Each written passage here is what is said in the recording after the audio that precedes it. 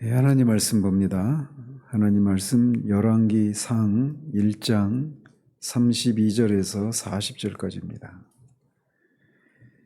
32절에서 40절까지 37절까지만 같이 읽겠습니다.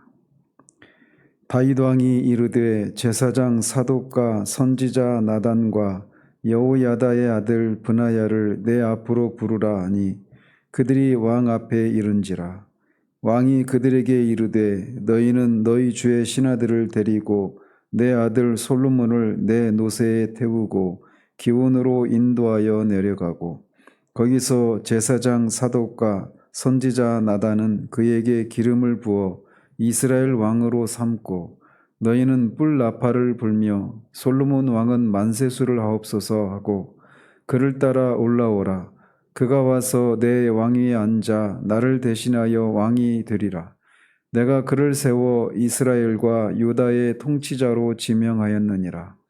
여호야다의 아들 브나야가 왕께 대답하여 이르되 아멘. 내 주 왕의 하나님 여호와께서도 이렇게 말씀하시기를 원하오며 또 여호와께서 내 주 왕과 함께 계심같이 솔로몬과 함께 계셔서 그의 왕위를 내 주 다윗 왕의 왕위보다 더 크게 하시기를 원하나이다 하니라. 아멘.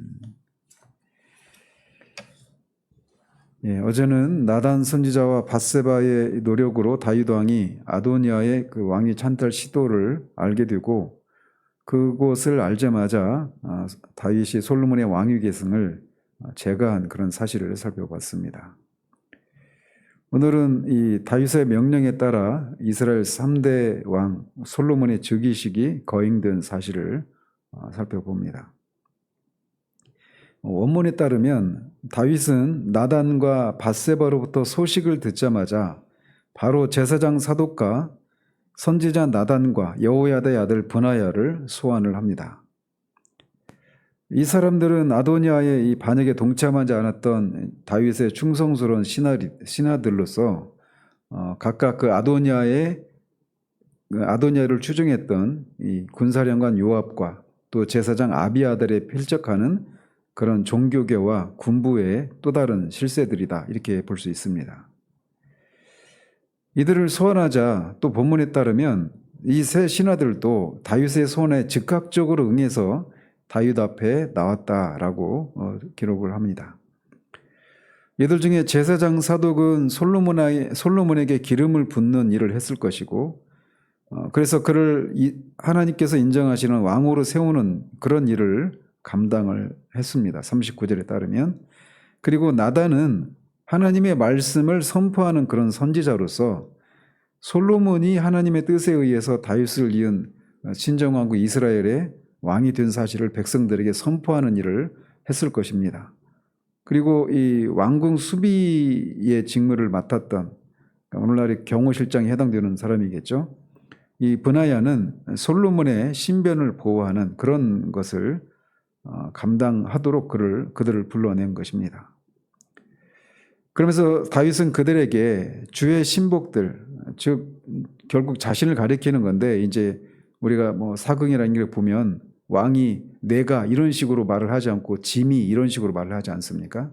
왕의 어떤 왕실의 그런 어떤 그런 표현법이겠죠.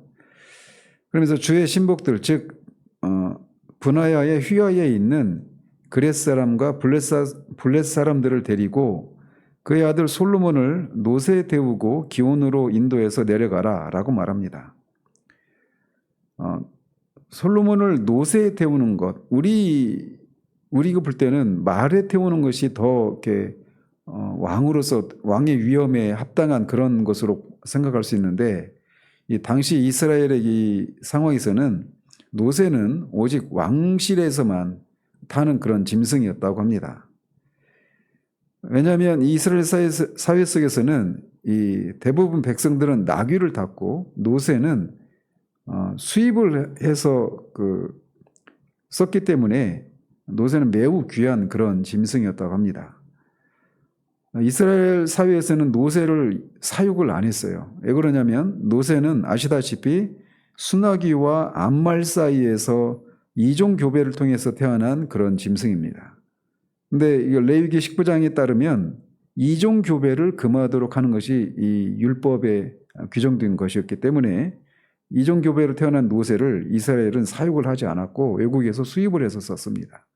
그러다 보니까 이 노새가 굉장히 비싼 그런 짐승이었다고 합니다. 그래서 오직 왕실에서만 탔고 왕의 허락 없이 노새를 타는 경우에는 사형에 해당된다라고 탈무드에서 또 전하고 있습니다. 따라서 솔로몬을 왕의 노새에 태웠다라고 하는 것은 결국은 솔로몬이 왕의 후계자라고 하는 것을 공식적으로 백성들에게 보여주는 그런 의미가 있는 것입니다. 그것 자체로 그런 의미가 있는 겁니다. 그리고 기원은 샘인데 예루살렘의 이 아느로겔 근처에 있는 샘 하나와 이 기원샘, 이 두 가지 종류의 샘이 있었다고 합니다. 아시다시피 아도니아는 에느로겔에 있는 그 샘에서 이 즉위식을 치렀는데 또 다른 샘인 기온샘에서 이 즉위식을 이렇게 치르도록 하고 있는 겁니다. 그래서 예루살렘 그 근처에 있는 그런 샘이란 말이죠. 그래서 이 솔로몬이 왕에 즉위하고 그 백성들이 환호를 지르렀을 때 이 아도니아를 따랐던 사람들도 그 소리를 다 들을 수 있을 정도로 가까운 그런 거리였던 겁니다. 그러면서 다윗은 선지자 나단과 제사장 사독에게 솔로몬의 기름을 부어서 이스라엘의 왕으로 삼고 뿔 나팔을 부어 솔로몬 왕은 만세수를 하옵소서라고 외치라고 그렇게 명령을 내립니다. 여기서 특별히 주목할 부분은 이 다윗이 솔로몬에게 기름을 부으라고 이 사독과 나단에게 명령을 내리는 부분입니다. 앞에 아도니아가 이 제사장 아비아다를 대동하고 거기서 즉위식을 치렀을 때는 기름을 붓는 장면이 없습니다. 단지 그냥 그 소와 양과 살진 송아지를 잡아서 제사를 드리는 즉위식을 가름하는 그런 제사를 드리는 것만 기록이 되어 있는데 솔로몬의 경우에는 기름을 부으라고 얘기를 하고 있는 겁니다. 이것은 이제 아도니아의 경우에는 신정왕국 이스라엘의 왕이 즉위식에 있어서 이 기름 부음이 어떤 의미를 가지고 있는가를 간과하고 있는 그런 모습을 보여주고 있는 겁니다. 그래서 그런데 이 솔로몬의 경우에는 이스라엘의 왕으로 기름을 부어서 그를 이스라엘의 왕이 되게 하라 이렇게 얘기를 하고 있는 거예요. 그래서 이 즉위식에 있어서 중요한 요소가 기름을 붓는 것인데 그걸 하라고 얘기를 하는 것입니다. 사실 이제 솔로몬이 3대째 왕이 되는 건데 사울과 다윗에게 사무엘 선지자가 공히 그 기름을 부어서 왕으로 임명하지 않습니까? 그런데 이제 좀 특이한 게 있다라면 사무엘이 사울과 다윗에게 기름을 부을 때 그건 어떤 공개적인 그런 기름 부음을 하지 않고 좀 비밀스럽게 다윗의 경우에는 다윗의 가족들만 알 수 있는 방식으로 그리고 이 사울의 경우에도 그냥 사울 혼자 있을 때 그렇게 기름을 붓지 않습니까? 즉 기름 부음의 의미는 1차적으로 어떤 공개적인 어떤 그 백성들에게 이 사람이 이스라엘의 왕이 되었다라고 하는 공개적인 그런 의미를 갖기보다는 하나님과 기름 부음을 받는 사람 사이의 어떤 비밀스러운 관계가 더 중요했던 그런 의미가 있었던 겁니다. 그런데 이제는 이 솔로몬을 즉위식에서 기름을 부으라 이렇게 얘기를 하고 있어서 근본적으로는 솔로몬이 하나님으로부터 택함을 받은 그 왕이라고 하는 것을 이렇게 보여주는 의미도 있으면서 또 동시에 이스라엘 백성들에게 솔로몬이 그런 하나님의 택함 받은 왕이라고 하는 것을 공개적으로 보여주는 그런 의미가 있는 겁니다. 그러면서 이제 뿔 나팔을 불라라고 말하는데 이 뿔 나팔을 부는 것도 새로운 왕이 임명될 때 부는 어떤 의식에 해당이 되는 것이었습니다. 그래서 이제 공식적으로 이렇게 기름을 붓도록 명령을 내린 거죠. 그러고 나서 이렇게 솔로몬에게 기름을 부어서 즉위식을 치른 후에 그와 함께 다시 예루살렘으로 올라오면 자신이 이제 솔로몬을 다윗의 자신의 왕위에 앉아서 자신을 대신해서 왕이 될 것이다라고 그렇게 말을 전하고 있습니다. 근데 높아심에 미리 한번 좀 첨언을 좀 할 게 있는데, 어제도 말씀드린 것처럼 열왕기상은 선지자적인 그런 관점에서 기록한 책이고, 역대하는 제사장적인 그런 관점에서 기록한 책입니다. 그러다 보니까 저자의 관점이 좀 초점을 맞추는 게 좀 다르단 말이죠. 그래서 실제로 역대기를 보면 다윗이 솔로몬을 이렇게 왕으로 세우고, 열왕기상에 따르면 바로 정권을 이양하고 다윗이 죽고 그냥 바로 솔로몬이 왕이 되는 이런 모습만 이렇게 기록이 되어 있는데, 역대상을 보면 미로 짐작간데 이 다윗이 솔로몬을 왕으로 이렇게 세우고 나서 한 2년 가까운 기간을 공동으로 통치하는 그렇게 된 것으로 이렇게 전해지고 있습니다. 그리고 그 시기 동안에 다윗이 솔로몬에게 성전을 건축할 것, 그리고 하나님의 말씀에 하나님이 자신에게 하셨던 그 다윗 언약의 내용을 전달해주고, 또 하나님의 언약에 충실할 것을 권고하는 그런 내용들이 굉장히 길게 상세하게 그렇게 기록이 되어 있습니다. 그리고 성전 건축을 위해서 필요한 설계도나 도면이나 그런 기구나 그런 재료들, 이런 것들을 다 준비해주고, 또 백성들에게 또 관료들에게 솔로몬과 함께 성전을 지을 것을 이렇게 권면한 내용들이 굉장히 길게 기록이 되어 있습니다. 그래서 이 다윗이 그냥 이 열왕기상에서만 보면 굉장히 무기력한 모습으로만 보이지 않습니까? 그런데 역대기에서는 그렇지가 않아요. 그래서 우리가 이 사무엘상과 하로 이어져서 열왕기 이렇게 거쳐오면서 이 노년의 다윗이 젊었을 때의 다윗만큼 하나님 앞에 이렇게 깨어있고 하나님과 관계가 깊고 이런 모습이 잘 안 그려져 있는데, 역대기랑 같이 읽으면 그렇지 않다. 이거를 좀 말씀을 드리고 싶습니다.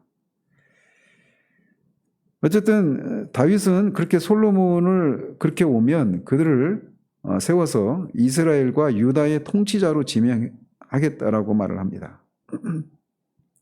여기 통치자로 번역된 이 단어는 사울 시대 이전에는 사용되지 않고 사울과 다윗에게만 해당됐던 그런 단어입니다. 나기드라고 하는 단어인데, 그 사무엘상에서는 주권자 이렇게 번역했고 여기서는 통치자 이렇게 번역했는데, 즉 이 단어는 기름 부음을 받았던 왕 사울과 다윗에게만 사용됐던 단어인데, 이 단어를 이제 솔로몬에게 사용하고 있어서 솔로몬이 이렇게 명실공히 하나님으로부터 기름 부음 받은 신정왕국의 왕이라고 하는 것을, 이런 호칭을 사용하는 것을 통해서 또 말을 해주고 있는 겁니다.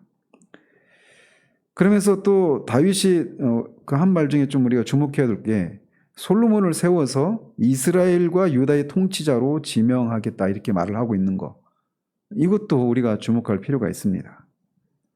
즉 이스라엘과 유다를 이렇게 구분하고 있다는 것이죠. 그 얘기는 다윗이 이렇게 통치 말년이 되었음에도 불구하고 여전히 이스라엘 사회 안에 이 분파주의, 지파주의가 이렇게 자리하고 있었다라고 하는 것을 보여주는 한 단면이라고 할 수 있습니다. 사실 우리가 알다시피 다윗은 유다 지파의 왕이 된 후에 다음에 한 5년 반 정도 시간 후에 이스라엘을 통합해가지고 통합 이스라엘의 왕으로 이렇게 2차로 이렇게 왕이 되지 않습니까? 그리고 이런 분파의식이 여전히 그렇게 남아 있었고, 지리적으로나 정치적으로 여전히 그런 게 있었습니다. 그리고 압살롬의 반란 때도 그렇고, 세바의 반란, 그리고 이 아도니아의 이 왕위 찬탈 모의, 여기서 보면 유다 지파와 이스라엘 지파 사이에 어떤 분열이 있는 그런 모습들을 우리가 계속 볼 수 있는데, 여기서도 그런 모습을 볼 수 있어요. 그래서 이제 이스라엘과 유다 지파의 통치자 이런 표현을 쓰는데, 그러면서 솔로몬을 이 통합 이스라엘의, 온 이스라엘의 왕이라고 하는 것을 이렇게 강조하기 위해서도 이렇게 이런 표현을 쓰고 있는 겁니다. 다윗이 이렇게 명령을 내리자 그 말을 들은 이 세 명의 다윗 앞에 서 있었던 세 명의 신하들 중에 유독 브나야가 다윗에게 말하기를, 아멘, 내 주 왕의 하나님 여호와께서도 이렇게 말씀하시기를 원합니다 라고 대답을 합니다. 여기서 대답했다라고 하는 말이 그 원어를 보면 이게 뭐 사막에서 맹수가 부르짖을 때 또는 군대가 출정할 때 막 군사들이 환호성을 지를 때 내는 그런 소리라고 합니다. 그러니까 아멘이라고 할 때 그냥 조용하게 속삭이듯이 아멘 이렇게 한 것이 아니라 막 부르짖듯이 그렇게 아멘 막 이렇게 소리를 친 것이죠. 이 다윗의 명령을 들은 브나야가 막 마음에 감동을 해서 이렇게 큰 소리로 아멘이라고 외쳤던 겁니다. 근데 이제 이 저자가 이 브나야만 이렇게 다른 신하들도 있었음에도 불구하고 브나야에 대해서만 이렇게 초점을 맞추고 있는 것은 몇 가지 어떤 저자가 그 강조하고자 하는 그런 내용이 있기 때문이라고 추정을 할 수가 있어요. 말씀드렸다시피 브나야는 오늘날의 이 경호실장에 해당되는 지위에 있는 사람입니다. 그리고 그는 아도니아의 반역에 가담을 하지 않았죠. 그래서 이 경호실장이기 때문에 이 예루살렘 성 안에서 어떤 군대의 이동이나 이런 것들에 대해 굉장히 민감한 위치에 있는 사람 아니겠습니까? 따라서 아도니아가 이 요압이 군대 장관 요압이 아도니아를 지지하기 위해서 갔다라고 할 때 요압 개인만 가지는 않았을 거란 말이죠. 분명히 군대를 동원해서 갔을 거란 말이에요. 군대 일부를. 그렇기 때문에 군대 이동에 대해서 민감한 위치에 있었던 브나야가 이 아도니아가 즉위식을 치르는 이 사건에 대해서 누구보다도 노심초사하는 마음이 강렬했을 것입니다. 그는 이 다윗에게 충성했던 사람일 뿐만 아니라 훗날 솔로몬에게도 굉장히 충성을 하면서 나중에는 요압이 죽고 이 브나야가 군대 사령관이 군 지휘관이 됩니다. 그렇게 충성된 사람으로서 그가 솔로몬이 하나님이 세우신 그런 다윗의 후계자다. 이런 다윗의 언약을 그도 알고 그것에 충실했던 사람이었는데 전개되는 상황이 굉장히 다급하게 그렇게 전개되는 상황이었는데 마침 왕이 다윗이 그 상황을 이제 감지를 하고 이 솔로몬에게 이런 명령을 내릴 때 그가 막 크게 감동을 한 겁니다. 그가 경거망동에서 이 다윗의 명령이 떨어지기 전에 어떤 그가 가지고 있는 군대를 동원해 가지고 아도니아를 따랐던 그 군대를 뭐 치거나 이런 거 하지 않고 노심초사하면서 기다리고 있었을 거란 말이죠. 그런데 이런 명령을 듣자 이렇게 감동을 해서 아멘이라고 막 크게 소리를 지른 겁니다.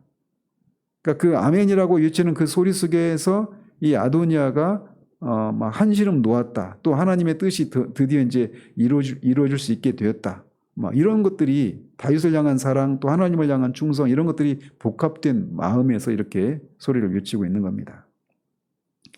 잘 아시다시피 아멘이라고 하는 말은 진실하다 혹은 확실하다 이런 뜻이죠. 문자적으로는. 그래서 방금 말해진 어떤 말이 진짜다, 확실하다 이런 어떤 확신과 어떤 동의의 차원에서 말을 하는 단어가 이 아멘이라고 하는 건데 브나야가 이렇게 확신 있게 그렇게 고백을 하고 있는 겁니다. 그러면서 다윗이 말한 것처럼 여호와께서도 다윗이 한 말처럼 그렇게 하시기를 원합니다 라고 해서 다윗의 말이 하나님의 뜻에 부합한 말이다라고 하는 것을 동의를 하고 있는 겁니다.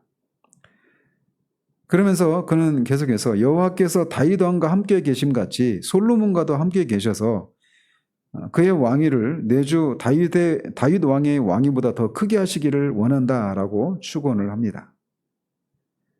브나야가 이렇게 말할 수 있었던 것은 그가 하나님께서 다윗의 뒤를 이을 아들로 이스라엘 나라의 위를 영원히 견고케 하시리라고 하는 다윗 언약을 알았을 뿐만 아니라 그 언약을 이룰 아들이 솔로몬이라고 하는 것을 확신하고 있었기 때문입니다. 그래서 역대기에 보면 이 내용을 솔로몬을 그 역대기 22장 9절 10절 또 28장에 보면 다윗이 그 성전을 지으려고 할 때 하나님이 그것을 금지시키고 네 아들이 지을 것인데 그 아들은 솔로몬이라고 하는 아들이다 이런 얘기를 합니다. 따라서 이 솔로몬이 다윗의 왕위를 이을 후계자이고 그를 통해서 성전을 지을 것이다라는 내용이 일찍부터 이 다윗에게 계시되었고 또 그것을 이 수하에 있는 부하들이 다 알았고, 어제도 말씀드린 것처럼 아도니아도 그것을 알고 있었단 말이죠. 그런데 이제 마침내 이제 이게 성취가 되다 보니까 감동해서 이렇게 말을 하면서 이렇게 축원을 하고 있는 겁니다. 실제로 이 다윗의 축원대로 하나님께서는 솔로몬의 통치 시기를 이스라엘의 역사에 있어서 가장 강성하고 풍요롭고 또 평화로운 그런 이 전성기를 허락을 해 주십니다.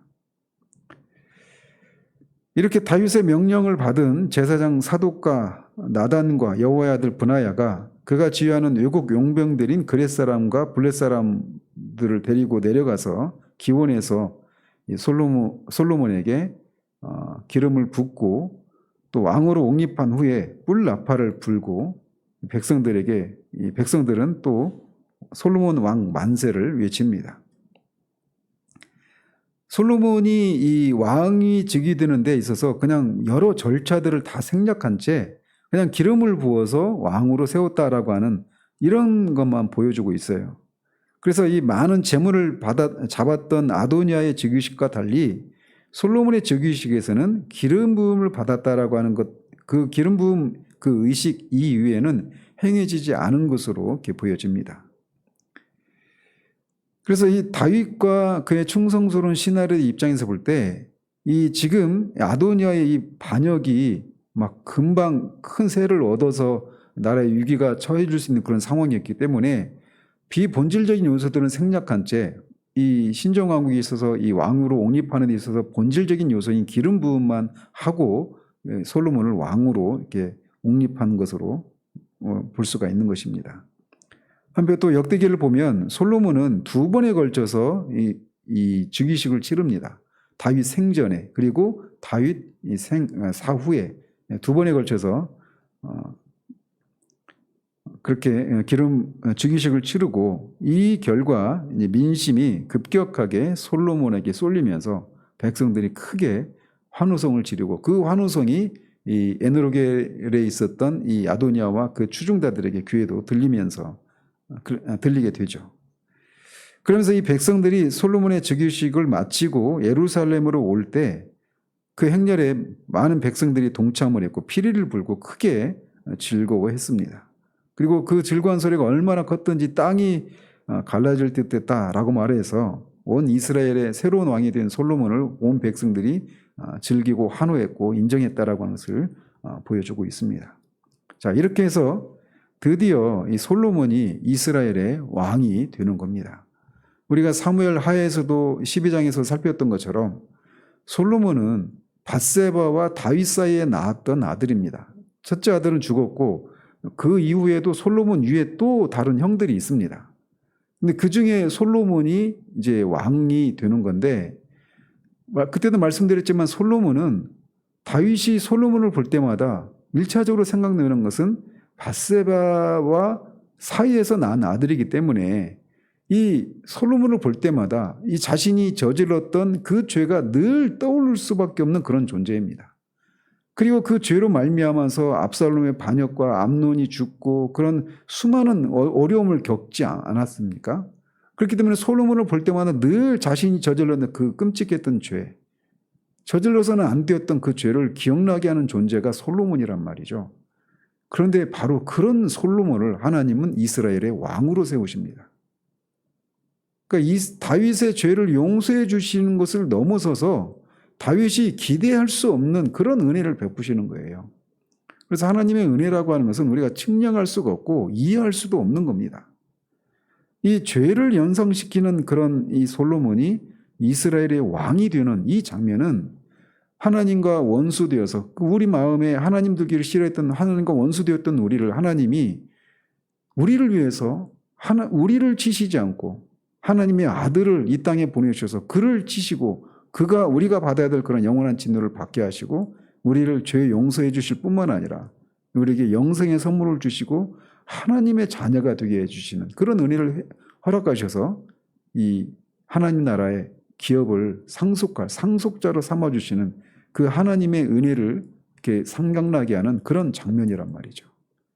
하나님의 그 메시아가 오시는 그 길에 등장했던 4명의 여인들이 있지 않습니까? 이 예수 그리스도의 그 족보에 들어오는 그 이방 그 네 명의 여인들 다말과 라합과 또 그 밧세바와 그 룻, 이 여인들이 다 하나님 앞에 어떤 여인은 기생이었고 또 며느리와 시아버지 사이에서 그렇게 낳은 아들, 이 사람들을 통해서 메시아가 오시는 것을 통해 이 메시아를 통해 구원받을 사람들이 유대인과 이방인 모두가 해당이 되고 또 이렇게 죄인이었던 이런 사람들도 그렇게 구원의 메시아의 계보에 들어가는 것을 통해 하나님이 죄인들을 구원하실 것이라고 하는 것을 보여주고 있는 것이죠. 그 중에 한 사람도 솔로몬입니다. 그런 것처럼 우리가 이 솔로몬이 그렇게 이 메시아의 계보에 들어오는 것처럼 우리도 기대할 수 없었던, 가당치도 않았던 우리가 하나님의 이 양자가 되어서 하나님 나라의 기업을 받았다라고 하는 것. 그렇기 때문에 우리가 이제 베드로 사도가 말하고 있는 것처럼 왕 같은 제사장이 되었단 말이죠. 그런 은혜를 베푸신 이유가 뭐냐? 그가 말하기를 이 하나님의 이 놀라운 은혜를 우리로 하여금 찬송하고 기리고 선포하도록 하기 위해서 그렇게 하셨다. 이렇게 얘기를 하는데 우리가 바로 그런 일을 해야 될 사람이라는 것입니다. 그래서 하나님의 은혜가 얼마나 큰지라고 하는 것을 우리의 삶과 존재를 통해 증거하고 그렇게 하나님의 덕을 기리는 그런 우리들, 그것을 위해서 우리가 부르심을 받았음을 기억하고 그런 삶에 충실한 그런 하루가 되기를, 우리 인생이 되기를 우리 주님 이름으로 축원드립니다. 기도하겠습니다. 하나님 아버지, 이 다윗이 아도니아가 그렇게 자신의 뜻과 또 하나님의 뜻에 거슬러서 스스로 왕이 되고자 한다는 그 소식을 듣자마자 바로 그날 그가 이미 하나님이 그에게 계시해 주신 대로 솔로몬을 이제 이스라엘의 왕으로 세우고 드디어 솔로몬이 이스라엘의 왕으로 즉위하는 장면을 살폈습니다. 솔로몬을 볼 때마다 정말 이 죄악을 떠올릴 수밖에 없는 그런 존재인데 그가 이스라엘의 자신의 뒤를 이을 이스라엘의 왕이 되었다라고 하는 이 놀라운 사실, 그러한 것처럼 우리도 역시 그렇게 하나님으로부터 영원한 형벌을 받아 마땅한 우리가 하나님부터 죄 용서받는 것을 넘어서서 하나님 나라의 기업을 이을 상속자가 되고 그렇게 해서 우리를 왕같은 제사장으로 삼아주신 그 은혜를 이 장면 속에서 우리가 떠올리게 됩니다. 하나님 우리에게 그런 은혜를 베푸신 것은 그런 은혜를 베푸신 하나님의 덕을 기리고 찬송하고 높이기 위해서, 그래서 하나님께 합당한 존귀와 영광을 돌려드리기 위해서 우리를 부르셨음을 우리가 기억하고 이 부르심에 합당한 삶을 살아가는 이 한날 또 우리의 생이 될 수 있도록 우리를 이끌어 주시기를 원합니다. 예수 그리스도 이름으로 기도합니다. 아멘.